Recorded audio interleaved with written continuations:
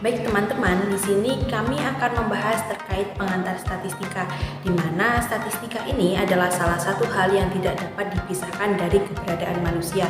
Misalnya saja terdapat data jumlah penduduk, data kesehatan masyarakat nasional, data pertambahan penduduk dunia, data pengguna sosial, serta contoh data yang lainnya. Semua informasi ini akan terlebih dahulu diproses dengan ilmu statistika sebelum dipublikasikan ke khalayak umum.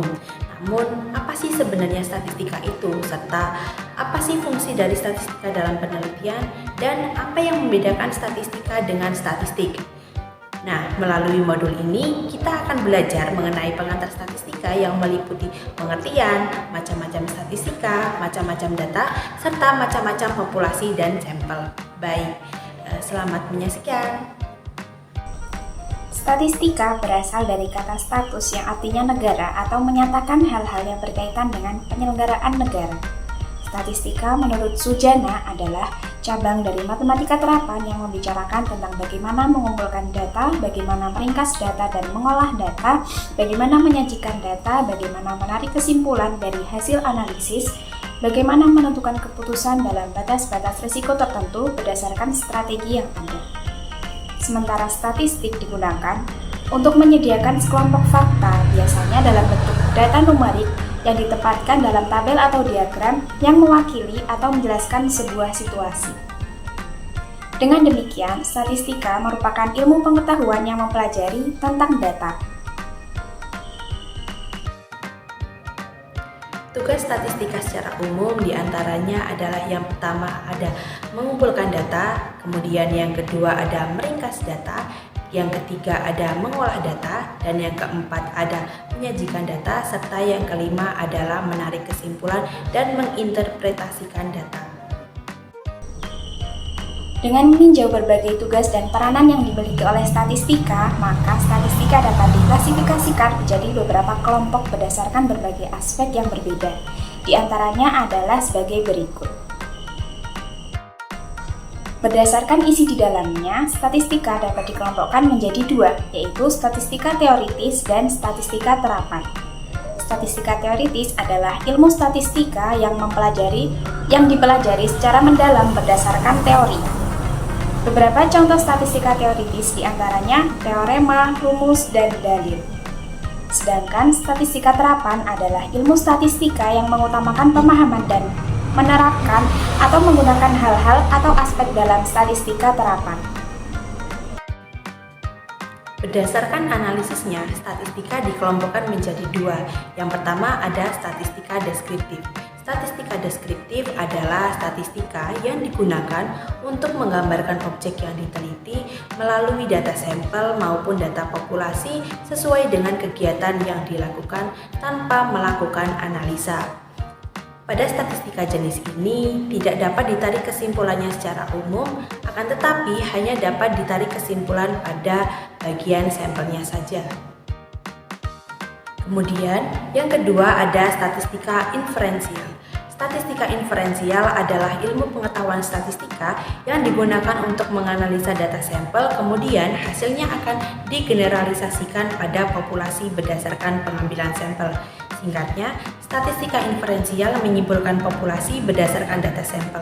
Hal ini dikarenakan pada statistika ini telah melalui uji hipotesis atau uji tertentu yang harus dipenuhi. Pada statistika inferensial ini dibagi lagi menjadi dua berdasarkan asumsi distribusi pada populasi datanya. Yang pertama ada statistik parametris. Statistik parametris adalah statistik yang digunakan untuk menganalisa data interval atau data rasio yang diambil dari populasi yang berdistribusi normal. Kemudian yang kedua ada statistik non-parametris. Statistik non-parametris adalah statistik yang digunakan untuk menganalisa data nominal dan data ordinal dari populasi yang berdistribusi bebas. Berdasarkan analisis variabelnya, statistika dibedakan menjadi dua, yaitu statistika univariat dan statistika multivariat. Statistika univariat adalah statistika yang berkaitan dengan analisis data secara serentak, di mana data yang diamati hanya memiliki satu variabel dependen atau variabel tidak bebas pada setiap objek yang diamati. Sedangkan statistika multivariat adalah cabang ilmu statistika yang berkaitan dengan analisis data secara serentak, di mana pada data tersebut terdapat lebih dari satu variabel dependen pada setiap objek yang diamati. Selanjutnya kita akan membahas mengenai data. Statistika ini erat kaitannya dengan sebuah penelitian yang di dalamnya harus memperhatikan jenis data yang didapatkan agar dapat diklasifikasikan dan dianalisa sesuai jenisnya. Data hasil penelitian dapat diklasifikasikan berdasarkan berbagai aspek yang berbeda, di antaranya adalah sebagai berikut. Oke, yang pertama ada data berdasarkan sumber data. Berdasarkan sumbernya ini, data dibedakan menjadi beberapa jenis. Yang pertama ada data primer. Data primer merupakan data yang dikumpulkan oleh peneliti secara langsung dari sumbernya. Jenis data ini biasanya merupakan hasil dari observasi, wawancara, survei, atau eksperimen yang dikumpulkan khusus untuk penelitian yang dilakukan. Kemudian, kelebihan dari penggunaan data primer dalam penelitian adalah peneliti memiliki kendali penuh dalam proses pengumpulan datanya, sehingga peneliti bisa mengatur variabel sesuai kebutuhan dan juga data yang diperoleh memberikan informasi yang akurat karena didapat langsung dari sumbernya. Oke, yang kedua ada data sekunder. Data sekunder merupakan data yang dikumpulkan oleh pihak lain atau sumber lain untuk tujuan tertentu. Jenis data ini biasanya sudah tersedia dan siap diakses melalui publikasi, basis data, atau sumber-sumber yang lainnya.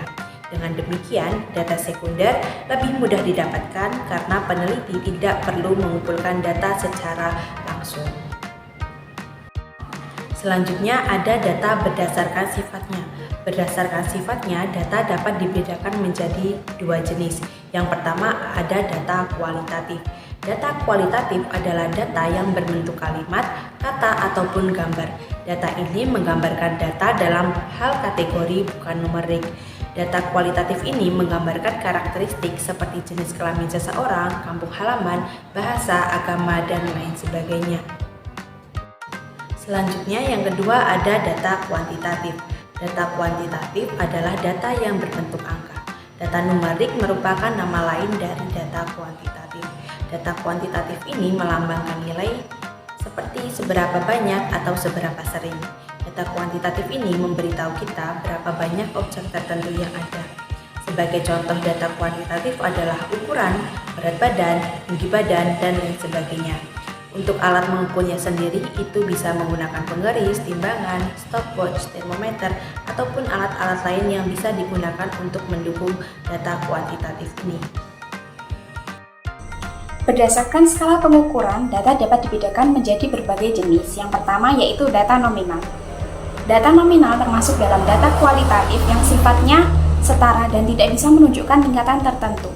Contoh dari data nominal adalah agama, jenis kelamin, kewarganegaraan, dan masih banyak lagi.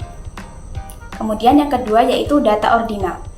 Data ordinal adalah data yang berbentuk peringkat. Dengan memperhatikan bentuknya tersebut, maka selisih antara data yang satu dengan data yang lain memungkinkan adanya perbedaan. Contoh dari data ordinal yaitu jenjang sekolah. Kemudian selanjutnya yaitu data interval. Data interval adalah data yang memiliki selisih yang sama dengan data yang lainnya tetapi tidak memiliki nilai 0 absolut. Meskipun data yang didapatkan 0 tersebut tetap memiliki nilai. Contoh dari data interval adalah waktu sepanjang hari dalam rentang 12 jam. Yang terakhir adalah data rasio. Data rasio adalah data yang berselisih sama dengan data lainnya dan memiliki nilai 0 absolut. Sehingga ketika mendapatkan data 0, maka memiliki arti tidak ada. Data rasio memperhatikan urutan makna nilai dan bisa dibandingkan. Misalnya, berat badan, tinggi badan, ukuran sepatu, dan masih banyak lagi. Dalam penerapannya, statistika membutuhkan suatu program yang dapat membantu dalam mengolah ataupun menganalisis data yang didapatkan. Sebagai contoh, program yang dapat digunakan adalah program R. Melalui program R, diharapkan mahasiswa mampu menyelesaikan persoalan dengan efektif dan efisien. Instalasi program R adalah cara mengunduh program R agar dapat digunakan untuk analisa statistik. Proses instalasi program R diantaranya: yang pertama, menyiapkan PC atau laptop. Untuk mulai menginstal program R dapat melalui situs yang disebut CRAN atau mengetikkan link seperti yang tertera di bawah ini. Kemudian yang kedua, download program R sesuai dengan sistem operasi pada PC, run dan stop program RX, dan proses instalasi akan berjalan. Yang ketiga, jika terkendala, dapat meminta file kepada teman yang telah mendownload program R ini, kemudian Anda simpan program RX dalam CD atau media penyimpanan yang dimiliki. Kemudian, fitur-fitur pada program R diantaranya ada yang pertama, Search R Code. Search R Code berfungsi untuk menjalankan program yang telah dibuat sebelumnya. Kemudian yang kedua ada New Script yang berfungsi untuk memulai menulis program R atau script yang baru. Yang ketiga ada Open Script yang berfungsi untuk membuka program R yang telah ditulis dan disimpan. Yang keempat ada Display File yang berfungsi memperlihatkan daftar file yang ada di dalam folder. Dan yang kelima ada Load Workspace yang berfungsi untuk memasukkan data dari tempat penyimpanan di hard disk. Fitur yang keenam yaitu Save Workspace, berfungsi menyimpan data yang ada dalam memori ke dalam hard disk. Kemudian yang ketujuh, Change Dir, berfungsi mengganti direktori kerja atau tempat kerja. Yang kedelapan, Print, berfungsi untuk mencetak apa saja yang tersimpan dalam workspace atau R. Kemudian, Save to File, berfungsi menyimpan segala sesuatu yang ada dalam program R.